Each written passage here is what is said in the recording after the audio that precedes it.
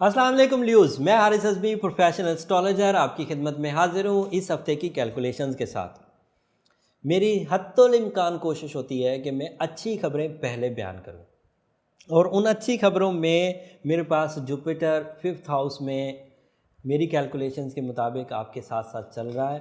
5th house में Jupiter काफ़ी मुस्बत होता है और इसकी वजह से आपके मंसूबे, आपकी प्लानिंग बड़ी effective, executive and long lasting होगी, लंबी चलेगी, बहुत असरअंदाज होगी, उसमें रखना रुकावट या आपकी कैलकुलेशंस कम नहीं पड़ेंगी। ये जुपिटर की वजह से लंबा चलेगा, 23 दिसंबर तक है। तो इस हफ्ते भी उसी का तसलसल है, मज़ीद मैच्योर हो चुका है, मज़ीद अफेक्टिव हो चुका है, मज़ीद ताकतवर हो चुका है, डिग्रीज अपनी तय कर रहा है। बट 10 फरवरी से मरकरी के रेट्रो होने से, और मरकरी हो भी 8वें घर में रेट्रो रहा, तो इससे रूल्स ऑफ एस्ट्रोलॉजी ये कहती हैं कि कुछ नुकसानात का शायबा रहेगा।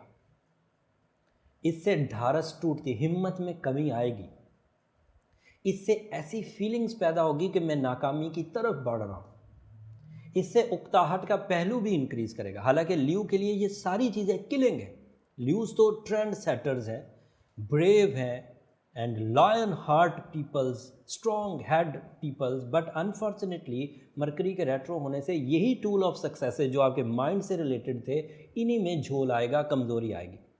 और इस कमज़ोरी के एवज़ आप प्लान उतना इफेक्टिव नहीं कर सकेंगे। हालांकि जुपिटर बहुत अच्छी फॉर्म में है, प्लानिंग अच्छी होनी चाहिए, लेकिन क्योंकि जुपिटर भी उसी टक्कर का मनफी सितारा है और आपके यहाँ वो 8th हाउस में आपकी प्लानिंग को चोक करता हुआ, आपके कॉन्फिडेंस को शेक करता हुआ आगे बढ़ेगा। चलेगा तो अप्रैल तक, बट 18 फरवरी से ये शिद्दत इख्तियार करेगा। 10 फरवरी से शुरू हुआ, 28 फरवरी को फिर रेट्रो भी होगा और आगे एक महीना पूरा चलेगा।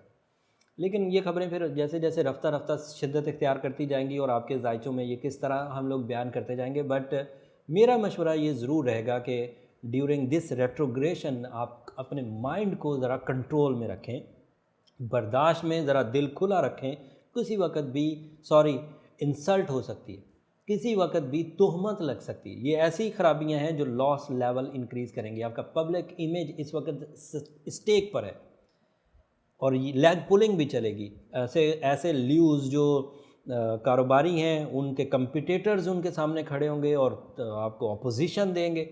ऐसे ल्यूज़ जो एम्प्लॉयज़ हैं, उनका जो नीचे का तबका है या उनके कुलीग्स हैं जो उनके साथ चलने वाले, उनमें तसादुम हो सकता है, कशीदगी पैदा हो सकती है। तो यू हैव टू केयरफुल। उसके अलावा जो इस हफ्ते की बड़ी खबर है वो है 10th हाउस में मार्स का अपीयर होना।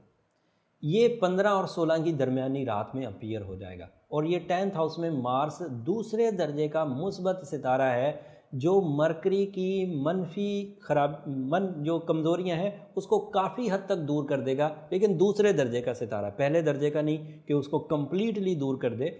सेकंड टाइप है, मतलब कहीं शिकस्त भी खाएगा और कहीं उसको फतह भी कर जाएगा मरकरी की खराबी को। कहीं मरकरी पर हावी रहेगा और कहीं मरकरी इस पर हावी रहेगा। लेकिन मार्स का 10th हाउस में होना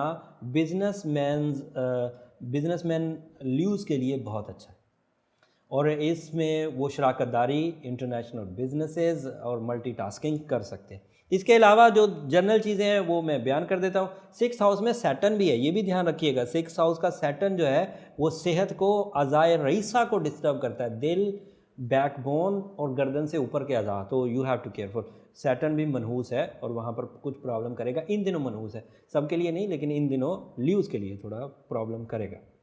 बड़े मकासद की तकमील के लिए आपको अपने इरादों को, अपनी जिस्मानी क़ुव्वत को, अपनी रूहानी क़ुव्वत को, अपनी अक्ली सलाहियतों को बरूए कार लाना होगा। अब रूटीन नहीं चल सकती जैसे पहले चलती आ रही थी और आप कामयाबी से हमकिनार होते आ रहे थे बगैर एफर्ट के। जो जर्नल एफर्ट्स होते थे, रोज़ उठते थे, कुछ काम करते थे, वो जर्नल एफर्ट्स कहलाते हैं। तो now you have to prepare for some strong efforts, some big efforts. आपको कुछ थोड़ा बड़ा करना होगा और इस मनफीपन की वजह से आपकी अपनी तबीयत में जो बेचैनी है उसको भी ओवरकम करना होगा। As a rule, ruby is ideal stone. Emerald भी आप भी पहन सकते हैं, वो पर्ल्स भी यूज़ कर सकते हैं, डायमंड भी पहन सकते हैं, बट रूबी आई होप ज़्यादा इफेक्टिव रहेगा।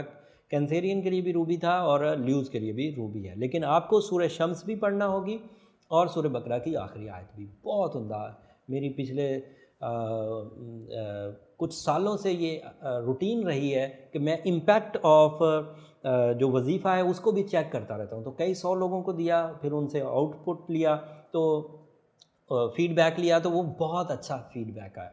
वैसे तो हमारा ईमान है कुरान की हर आयत पर, बट बीइंग अ मुआलिज मुझे ज़रा उसमें मज़ीद तजर्बात चाहिए। बीइंग अ मुस्लिम मेरे तजर्बात बहुत पॉजिटिव है, ये मुआलिज भी मुझे कुछ चीज़ें जज करनी पड़ती हैं। तो सूरह बकरा का इम्पैक्ट जो है वो आपके ऊपर से उन बोझ को हटा देता है जो आपकी ज़ात बर्दाश्त नहीं कर पाती। तो इसलिए सूरह बकरा की आखिरी आयत अगर कोई ल्यू नहीं है तब भी पढ़े, क्योंकि उससे ह्यूमन नेचर में एक आसाइश पैदा होती, आसानी और ज़हनी काबिलियत में इजाफ़ा होता है, और फिर अल्लाह पर बिलीव्स भी बढ़ते हैं। और वही तो हमारा असल ख़ासा है कि हम अपने रब को माने कि हमारी हर ज़िंदगी के हर शोबे पर कुदरत रखने वाली ताकत वही है। हमारी अकल, हमारी सलाहियतें, हमारे वसाइल हमें वो कुछ नहीं दे सकते जो रब की रहमत हमें देती है। उम्मीद करता हूँ इस हफ़्ते की जो इन्फॉर्मेशन है इसको आप अप्रिशिएट करेंगे। मैंने अपने पूरे हफ़्ते की मेहनत आपके सामने पेश कर दी। अगर इससे आपको कोई फ़ायदा हो तो अपनी दुआओं में मुझे ज़रूर याद रखिएगा। अगले हफ़्ते आपके लिए बहुत बड़ी खुशखबरी है। आपका रूलिंग प्लैनेट बहुत अच्छी फॉर्म में आने वाला है। वो आकर क्या आपको जौहर देगा अगले हफ़्ते बयान करेंगे। 18 तारीख को उसने आना है। वो जो डेट पड़ रही है वो अगले हफ़्ते की है, तो इंशाल्लाह अगले हफ़्ते आपके लिए खुशखबरियाँ होंगी। और वो किस तरह की हैं और आपकी ज़ात पर किन किन शोबों पर पॉजिटिव होगी वो इंशाल्लाह अगले हफ़्ते। तब तक के लिए इजाज़त। अल्लाह ने